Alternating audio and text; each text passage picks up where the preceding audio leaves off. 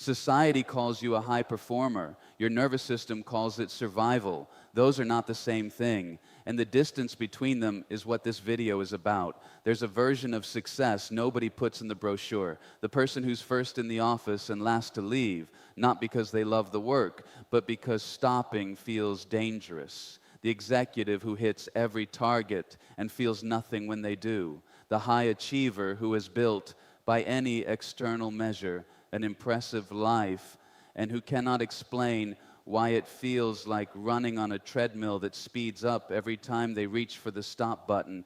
We look at these people and we call them driven, ambitious, disciplined. We give them awards and features, and we hold them up as models. We tell everyone else to be more like them. What we don't ask, what the culture almost never asks, is what's underneath. Because high performance and hypervigilance feel identical from the inside. The racing thoughts at 3 a.m. that look like dedication, the inability to sit still that looks like work ethic, the relentless productivity that looks like ambition. From the outside, and often from the inside too, they're indistinguishable. The difference is whether you're moving towards something you want or running from something you're afraid of. And a lot of people who've been told their whole lives that they're exceptional have never stopped long enough to ask which one it actually is. This isn't an attack on success. It's an invitation to look at what's underneath it. First, let's clear something up about trauma, because most people hear the word and picture something obvious: combat, abuse, a specific catastrophic event. And that picture, while not wrong, is far too narrow to be useful. Trauma, in the clinical sense that Gabor Maté and others have spent careers documenting, isn't defined by the event. It's defined by what happens inside the person as a result.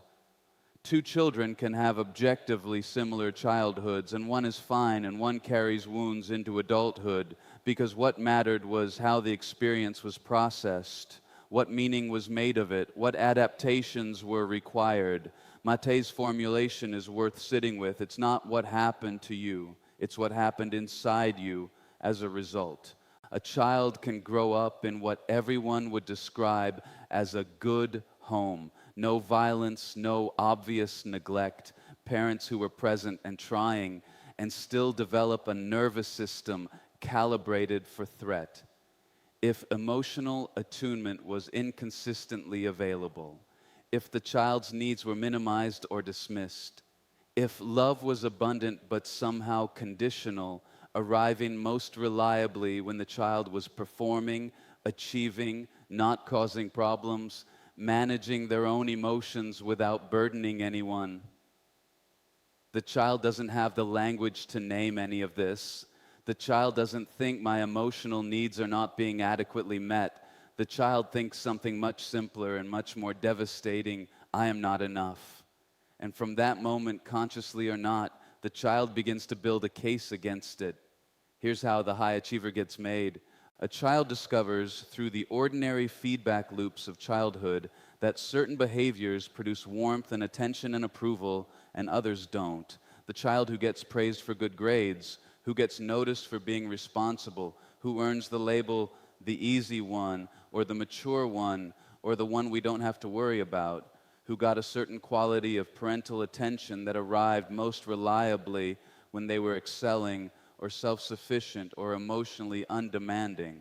That child learns something, producing safe, excelling, loved, stillness, need, vulnerability, risk. This isn't a conscious lesson. It's encoded in the nervous system through repetition, the way all deep learning happens. The child tries something, the environment responds, the child adjusts. Try again, respond, adjust. Over thousands of iterations across childhood, the nervous system learns what the world is like and what's required to be safe in it. For this child, what's required is performance. Being good becomes the strategy. Achieving becomes the strategy. Staying busy becomes the strategy. And the strategy works. Praise arrives. Approval arrives. The anxiety quiets, which reinforces it further. the nervous system isn't making a mistake. It's doing exactly what nervous systems are supposed to do, learning what keeps you safe and doing more of it. The problem is that what kept a child safe in a specific family environment in childhood doesn't necessarily have anything to do with what a 35-year-old actually needs to thrive. The strategies we develop to survive childhood don't announce themselves when we become adults. They don't say, hello, I'm a coping mechanism that was useful when you were 8 and is now running your career. They become personality. They become identity. They become what you list under strengths on your LinkedIn profile. The discipline that looks like discipline at 30 was survival at 8. The same mechanism, the same nervous system, now operating in a boardroom instead of a childhood bedroom. And here's the neurological piece that makes this so persistent. Your threat response doesn't know you grew up. The amygdala, the brain's alarm system, doesn't have a calendar. It doesn't know that the parent whose approval you were tracking is no longer the person whose reaction determines whether you're safe. It only knows patterns. And the pattern it learned was the evaluation of an authority figure determines your safety. Your unimpressed boss activates the same system as your unavailable parent, not metaphorically, neurologically. The same stress response floods your system, the same urgency, the same anxiety, the same drive to fix it, to perform better, to prove yourself. The intensity feels like professionalism. It's older than that. The adult who works 70 hours a week to earn the approval of a senior partner is somewhere underneath the suits and the competence and the carefully maintained composure, a child still trying to finally be enough. So what does this feel like from the inside? I want to be specific here because recognition is the first step. It feels like the inability to rest, not tiredness, the actual inability to stop without guilt, without anxiety, without a low-grade sense that something bad is about to happen, weekends that feel vaguely threatening, vacations that require work emails to feel tolerable, the strange discomfort of a free afternoon. It feels like the achievement that brings no satisfaction. You set a target, the promotion, the revenue number, the award, and you pursue it with everything you have, and you get it, and there's a moment, maybe a few hours, maybe a day, of something that feels like relief, and then nothing. And then the next target appears, and the cycle restarts. Not because you're greedy, because the achievement was never really about the achievement. Marul, it was about quieting the anxiety. And anxiety doesn't stay quiet. It feels like the persistent fear of being found out. Imposter syndrome, the sense that your competence is a performance that will eventually be seen through, that you're fooling people who would think very differently of you if they knew the truth, which is its own kind of tell, because the person who actually feels secure in their worth doesn't spend much time worrying that they're fundamentally fraudulent. It feels like relationships that consistently come second, not because you don't value them, but because work is where you know how to be safe. Work has clear rules, measurable outcomes, defined metrics for success. Intimacy requires vulnerability, which is exactly what the childhood strategy was designed to minimize. And sometimes, especially in the moments of loss, illness, or forced pause, it feels like the identity so fused with the job that the question, who am I without this, produces something close to terror. The body is keeping records of all of this. Chronic high performance sustained by a stress response has physiological costs that are well documented and that don't care how impressive your title is. Elevated cortisol suppresses immune function, disrupts sleep architecture, increases systemic inflammation, and accelerates cellular aging. The autoimmune condition that showed up in your 40s, the anxiety that has no identifiable cause, the exhaustion that sleep doesn't fix, the successful person who can't explain why they feel nothing, that flatness is what a nervous system that has been running in overdrive for decades sometimes looks like when it starts to give out. The ACE studies, The large-scale research on adverse childhood experiences showed that the quality of the early emotional environment is among the strongest predictors of adult physical health outcomes, not just mental health. Cardiovascular disease, cancer, chronic lung disease, early death. The effects are dose-dependent and they persist across decades. Your childhood nervous system wiring is not just a psychological matter. It's running in your immune system, in your inflammatory response, in your cardiovascular system. The body doesn't separate what happened to you emotionally from what it does biologically. It keeps the receipts. Here's what makes this pattern so hard to interrupt. The culture doesn't just fail to identify it, it actively celebrates it. The person most urgently in need of slowing down gets promoted, gets written up as a leader to watch, gets invited to give talks about hustle and discipline and the habits of highly effective people. And everyone watching learns the same lesson the child learned. This behavior is what gets rewarded. This is what earns approval. This is what you should become. The cruelty of this is specific. When the behavior that's harming you is being continuously praised, how do you even develop the question of whether it's harming you? When everyone around you is calling your wound a superpower, what would make you look at it differently? The feedback loop that would normally correct the pattern, discomfort, failure, consequence, is being actively overridden by social reward, and it shames everyone who can't sustain it. The people who burn out, who crack, who need to stop. The culture's implicit message is that they simply weren't strong enough, weren't committed enough, didn't want it badly enough, which is its own damage, implying that the wound they carry is a personal failing rather than a reasonable response to unreasonable conditions. The research on where sustainable drive actually comes from is worth knowing.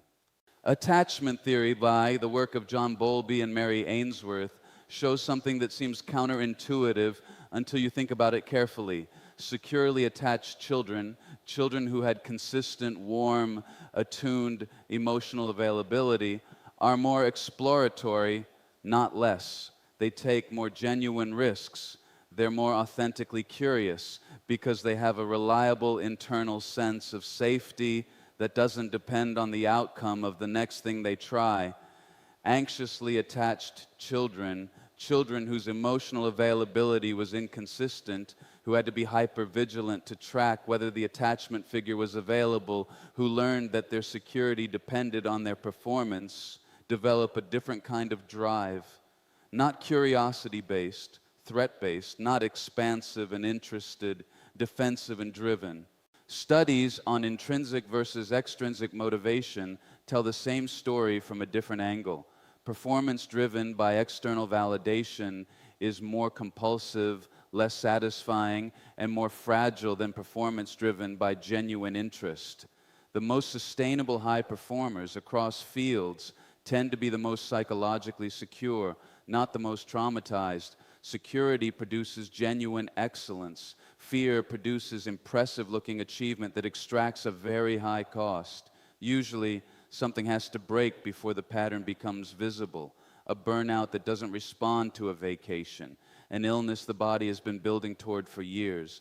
A relationship ending that the career wasn't worth losing, but that got lost anyway. And most disorienting of all, a moment of genuine success, the thing you worked toward for years, arriving exactly as planned and producing something close to nothing.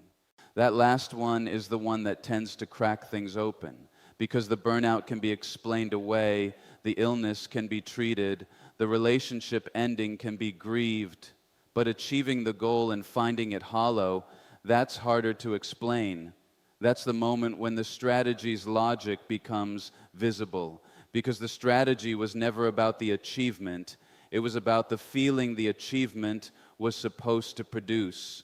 And when the achievement arrives and the feeling doesn't, when you realize that no external accomplishment has ever actually fixed the internal thing you were trying to fix with it, that's when the question becomes unavoidable. You've been building a fortress to protect a wound, and now you have a very impressive fortress, and the wound is still there. Let me be clear about what moving differently does and doesn't mean, because this is where I see the most confusion. It doesn't mean quitting your job. It doesn't mean rejecting ambition or dismantling what you've built or deciding that success was a mistake. It doesn't mean going to therapy and excavating your childhood until you're someone different. What it means is the ability to choose, to work hard because you genuinely want to, because the work matters to you, because the investment makes sense on your own terms, rather than because stopping is something your nervous system experiences as dangerous. The goal isn't less success, it's success that doesn't require you to hollow yourself out to achieve it. Success that doesn't cost you your health, your relationships, your capacity for genuine pleasure. Success that comes from something other than fear. Then the first move is almost always recognition, not fixing, just seeing, looking at the pattern clearly enough to name it, noticing the guilt that appears when you rest, noticing the flatness that follows achievement, noticing where the drive actually comes from when you're honest about it. You can't change a pattern you haven't seen. Then, and this is harder than it sounds, learning to tolerate stillness, not as laziness, not as failure, as evidence that your worth isn't contingent on your output. This is genuinely difficult for people whose nervous systems learned the opposite lesson in childhood. It requires repeated experience of stopping and discovering that nothing catastrophic happens, that the anxiety rises, and then if you don't immediately run back to productivity to quiet it, it passes. And the question underneath all of it, the one that most high achievers have never seriously sat with, what do you actually want?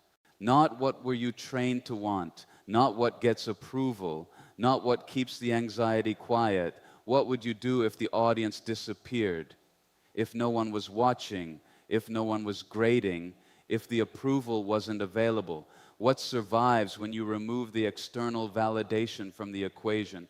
For some people, a lot survives. The work they'd do anyway, the things that genuinely interest them, the life they'd actually choose. For others, the question is terrifying because they've been performing for so long that the performer and the person have become hard to distinguish. Either answer is information, and information, honestly held, is where change begins.